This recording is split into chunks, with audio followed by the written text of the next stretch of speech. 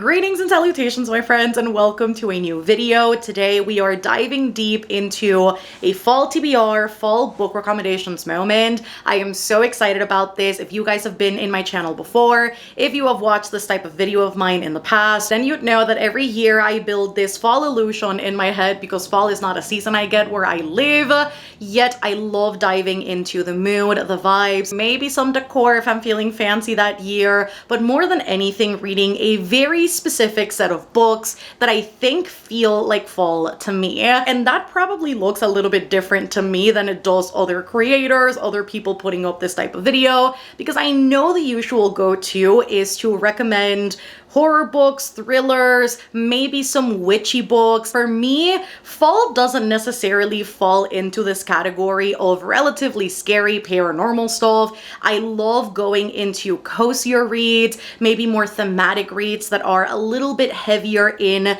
its exploration of maybe a political system or a really intricate world building as part of its fantasy world. Fall to me just looks like really good escapism and a book that you can get lost in for hours on end, where you're not staring at a clock, you're not wondering where you're going next, but that you can sit on your couch, cozied up with a blanket, maybe a candle on, maybe a cozy drink, and you forget about everything happening around you, and it's just you and the book for as long as your eyes can stay glued to the page. So my recommendations today are gonna look very much like that. Maybe a cozy book here, maybe a translated fiction there, maybe a fantasy book, maybe a little mystery, maybe some sapphic yearning. You might see some of that in this video. So I can't wait to share these with y'all. These are all books that I have read this year specifically. So these are all new favorites for me and relatively recent reads. And I also will share a little bit of my fall reading plans for the next 2 or so months. 5 specific books that I really want to get to expeditiously. So we can get started with the video. And if you have got any fall recs of your own, anything that you'd be like, Mel, this is a vibe, you need to get into it, you need to read it, do let me know in the comments. And if you've made any fall reading plans of your own, please also share in the comments because I love snooping. Let's get to the recommendations first. A little bit of a cheaty start because I actually read this book late last year, but I fell in love with the atmosphere, with the yearning between our main 2 characters, and it was Allison Saft's debut in the adult sphere, and what a great job she did with this one, and that is A Dark and Drowning Tide by Allison Saft. This book really encapsulates everything that I spoke about in the intro of this video. It is vibey, meaning that it's got a great atmosphere, it's got heavy folklore woven into the plotline of the book. The entire aesthetic of the book is very dark, gritty, and dreamy. We have got a lot of yearning between our sapphic counterparts, and in general, it's the type of fantasy world that you can easily get lost in without actually getting lost in following the entire plot line and the world that the book takes place in, and that is a recipe for success. We follow a folklorist, Lorelei, who goes on an expedition with 6 eccentric royals in order to find a fabled spring that the king is after for its magical properties in order to secure his reign over the country of Brunestad. Lorelei's biggest dream is to become a naturalist and travel to places that she has only ever read of and dreamt of, and so this expedition for her is the best opportunity to prove herself worthy of being a naturalist. But it's a fantasy novel, so things never really go well, and Lorelei finds herself in the center of this expedition, now having to lead it and having to figure out exactly who is guilty of a very specific crime in which she can only rule out a single person, and that is her academic rival Sylvia. Against their best wishes, but specifically Lorelei's, they now must team up to uncover the truth behind exactly what happened to Lorelei's mentor and what is happening behind this ploy of finding the fabled spring. When I tell you guys this book is sapphic excellence, I don't say that lightly. Watching Lorelei battle the entire book between wanting to admit to herself that she does want Sylvia von Wolf and then wanting to tear Sylvia apart because the very notion of having to accept that she is attracted to her rival makes her want to pull her hair out was exactly what I want to see every time when it comes to sapphic yearning. All of that paired up with a beautiful gothic aesthetic as well as an easy to follow plot that always gets more intricate as you go while still retaining somewhat of a cozy vibe to the book. I really enjoyed this one. Again, for the aesthetic alone, I think it makes for a perfect fall read. I would say it's very well worth your time. Another book that I think would make for a perfect fall read is Days at the Morisaki Bookshop by Satoshi Yagisawa. There was something about this book that felt so magical despite being grounded in reality, despite not having any magical elements to it, that I think makes for a really cozy fall read.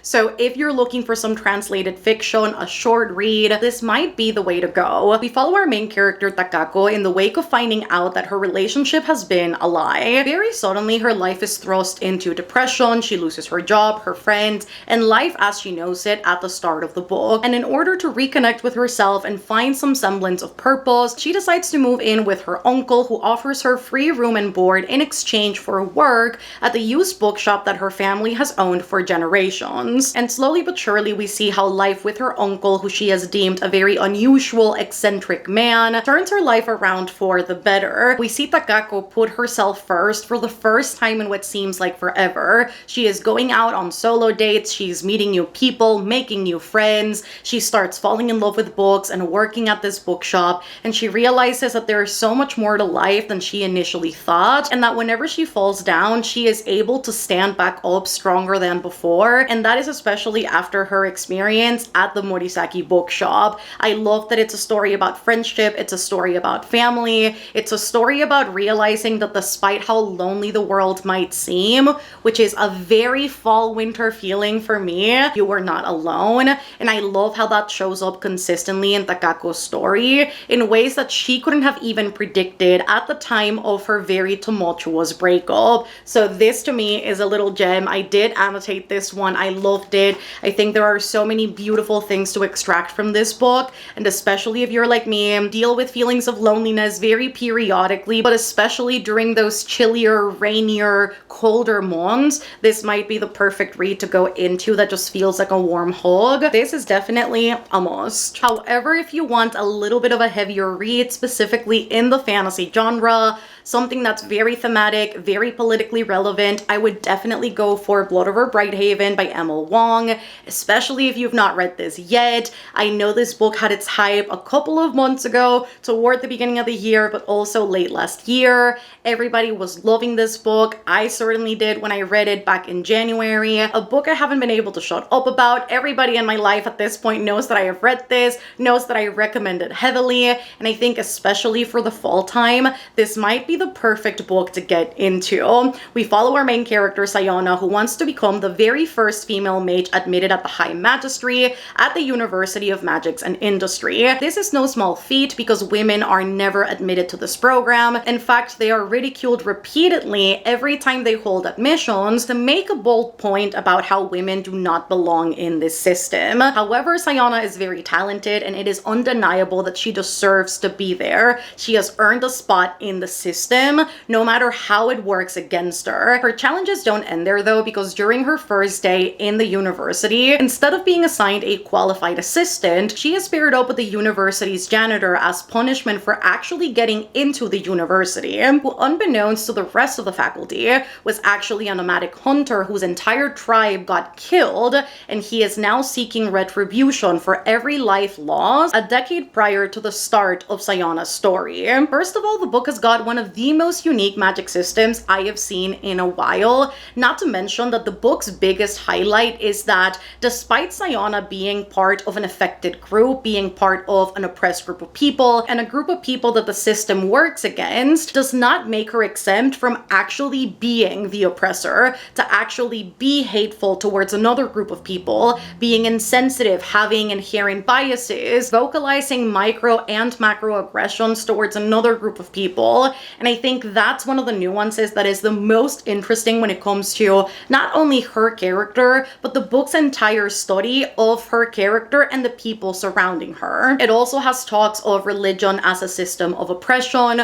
We also see themes of genocide, as well as occupation and imperialism. So I think the book in general tackles so much in such a short amount of pages. Also, for being a standalone, it does all of these things very successfully without without feeling like you missed anything on any of these fronts, which is insanely impressive.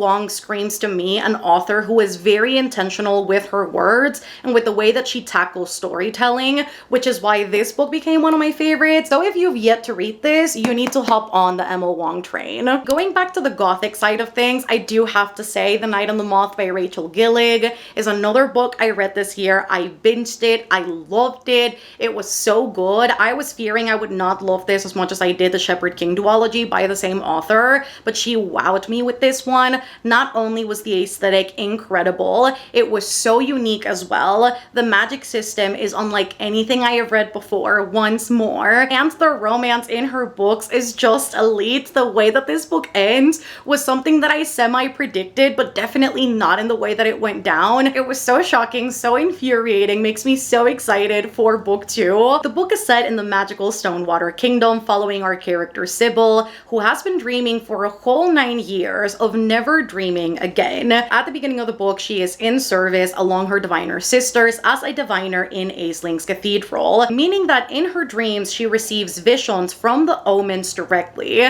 the gods ruling over the Stonewater Kingdom. Then she must impart those over whoever she is divining over, and specifically at the beginning of the narrative, we see how she has to divine for the new king of the Stonewater Kingdom. This comes at the cost of her diviner sisters as they start disappearing, and she must team up with a knight called Roderick in order to find them before it is too late. I really loved that this book gave more than aesthetics. I was really fearful that the book, beyond the way it looked, would not really give so much outside of the vibes, but I was very pleasantly surprised to see that the book dives deep into religious trauma. It's actually the biggest point of the book, and how not only everybody's experiences are different, but also, again, very much like Blood Over Brighthaven, religion, if used incorrectly and if founded incorrectly as well, can 100% be oppressive towards very specific people. We see Sybil throughout the book talk about how the diviners retain no semblance of identity, how they are stripped of possessions and names and a life and memories before they get to Aisling's cathedral, and how through losing this sense of identity, they have no other choice but to pledge themselves wholly and fully to a life of divining up until they are relinquished from their divine duties. This not only weighs very heavily on her, but also the rest of the diviners, to the point where they dream of a day where they no longer have to dream for other people. I really loved this book. It was so easy to read and get through, and the twists and turns in this one, there were things I guessed, there were certainly things I could not have put together the way that Rachel Gillig did. It was just that good. I'm pretty sure that fall is the perfect time for murder. So can I entertain a murderous cozy plot? The Thursday Murder Club by Richard Osman. I know everybody's been talking about it. The movie recently came out. I read it because the movie was coming out. I loved it. I ordered the second and third book expeditiously. They're already here. I can't wait to get into them. But this truly is, I think, the coziest type of read to get into during the fall season. And then you have the movie to watch. So it's like the perfect combo. Picture this, a retirement village full of elderly retired individuals, 4 specific people, very unconventional friends that meet every Thursday in the Jigsaw room in order to solve cold cases. Plot twist, a local developer dies, somebody who is tied into their retirement village, Cooper's Chase, and now they want to investigate said murder because they figure that as meddlesome elderly people, they can figure it out faster than the police would. And what better chance to accomplish their sleuthing than with an actual real-life open current case over the ones they've been trying to solve for weeks now. And that is exactly how you get the Thursday Murder Club. It is so very entertaining. I would definitely recommend the audiobook because it's so well done, so easy to get lost in. And I really just loved seeing Elizabeth, Ibrahim, Ron, and Joyce refine a sense of purpose. I think a big conversation when we talk about specifically elderly people who are put into retirement homes or just care homes in general is that it can get to a point where they feel abandoned abandoned, not looked after. And this book does a great job at giving these characters a sense of purpose throughout the entire novel. You see how they love messing around with the police and everybody around them, unafraid of using their elderliness as a means to get this information, and just finding a sense of found family and friendship at such an old age in this retirement village, I think really elevates the reading experience and makes me care for the characters even more, because I know that the circumstances for them being there and the losses that they have endured throughout their lives makes this so much more heartfelt than initially meets the eye. Because obviously you look at this and you go cozy mystery and murder and chaos, and it does get to a point where the book gets very chaotic, but I think the heart of this book really lies on the characters, the way that they connect with each other, and the way that above all else they really just want a sense of justice. And I love it. It's just so entertaining. I keep saying it, there's something deeply entertaining to me about meddlesome old people. I love it. And last of the recommendations before we jump into my fall TBR, another gothic recommendation, because I recently read this and I am thoroughly obsessed. I won't shut up about it. Frankenstein by Mary Shelley. Why did it take me so long to read this damn little ass book? It's literally 231 pages and it took me so long to read this. I was so intimidated by it. All it took was the tiny bookshop vlog in order for me to pick this up, read it from start to finish, and become absolutely obsessed with Frankenstein. I cannot wait for the Guillermo del Toro adaptation because I think it's gonna be so good. Oscar Isaac, you're telling me I get to see that Latino daddy be obsessive and decay on camera? It's gonna be so hot. I am so ready for it. You guys have no idea how ready I am for that, but just know that I am. A ton of you guys have probably already read this, but it didn't feel right to me to not include this book in this video because it's perfect for fall. We follow the infamous Victor Frankenstein, who at a very young age becomes very interested in natural sciences, natural philosophy. A natural path takes him to study that in university, where by his teachers he is told that he has been reading the wrong texts, the wrong books, the wrong papers. He must shift his perspective and look at the science anew. As he does so, something he becomes very obsessive over is the cycle of life, death, and decay, which leads him to the realization that he wants to make a creature. He wants to scavenge graveyards, gather body parts, and animate a creature that has already experienced life and death. Just know I was astounded by the way that this book explores parental responsibility and neglect, and how not only we are not our parents, but we are the result of our upbringings, and how regardless of how you want to shift culpability in certain circumstances, what goes around comes back around and karma will bite you in the ass if need be. Because baby, if you said what you said, you better stand by it, because there is no getting around it. This is obviously gothic realness. Mary Shelley is also considered the mother of science fiction, so it's got the best of both worlds. So easy to just get lost in the book and devour it. I definitely recommend if you guys are looking for maybe a fancier Thor to read during the fall, and maybe you're looking for a little bit of a classic to get into that isn't too long, isn't too intimidating, and that just fits the overall vibe and aesthetic of the time of year. Look no further than Frankenstein! And now let's jump into my fall TBR. Kicking off the fall reading plans, the fall TBR, we have got a book that I very much regretted not reading in my tiny bookshop vlog, and that is Emma by Jane Austen. I've been thinking about this book ever since I filmed that one video, and I have had to fight the urge time and time again to not pick this up because I'm currently filming a finishing series I'm in the middle of vlog, and it is taking every ounce of my sanity to not start Emma, because I am not sure what happened between then and the end of the tiny bookshop video, but I feel so strongly that I am going to love this book that it might actually be dangerous, because what happens if I don't love it? I have also been told by one of my best friends who is a huge Austen fan that this will likely be my favorite Austen just based on the type of media that I like consuming, and I don't know. I think I will. Hopefully I will. Easy to guess I suppose, who we follow in this book. That is Emma Woodhouse, who is considered very vain, very spoiled, very witty. She is known for organizing the lives of the people in her village, but more than anything, she loves playing matchmaker. I don't know, besides Emma's description, what exactly goes down in this book. I remember watching the movie at one point, the one with Anya Taylor-Joy, with my patrons a couple of years ago.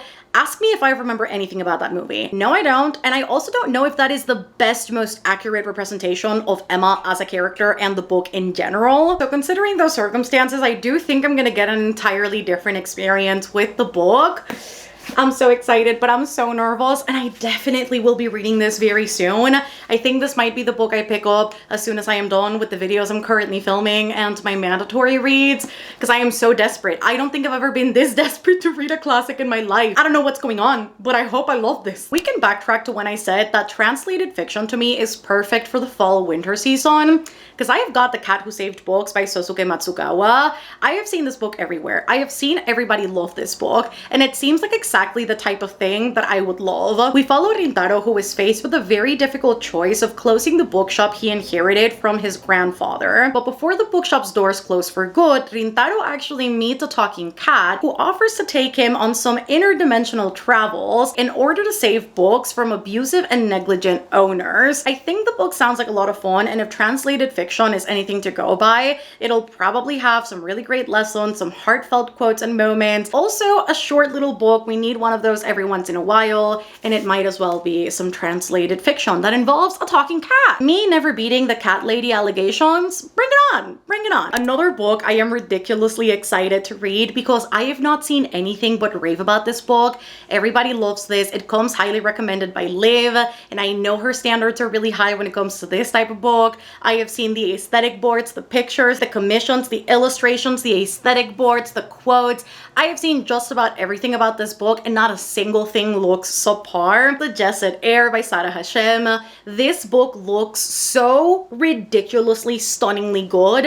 If I don't enjoy this, I might as well just close the channel, pack everything up, and leave, because this sounds like exactly the type of book that I would love. The book sets up with the Jasad kingdom being burned, magic being outlawed, and its entire royal family murdered. But we as the reader know that our main character, Sylvia, is the last remaining from her line, and she is hell-bent on making sure that nobody finds out that not only the Jasad Heir is alive and well, but that the last of her people also remain alive with her. It all seems to go awry, however, when Arin the Nisal Heir tracks a group of Jasadi rebels to the village that she is staying in, and in a moment of anger, she not only reveals her powers, but what she is capable of, and she must strike a deal with him in order to keep her identity safe and her people too, which is to help track down the rest of the rebels with him in exchange for her life. This seems like the greatest game of cat and mouse, and I need to read it. You guys do not understand. Game of cat and mouse, especially in a fantasy setting,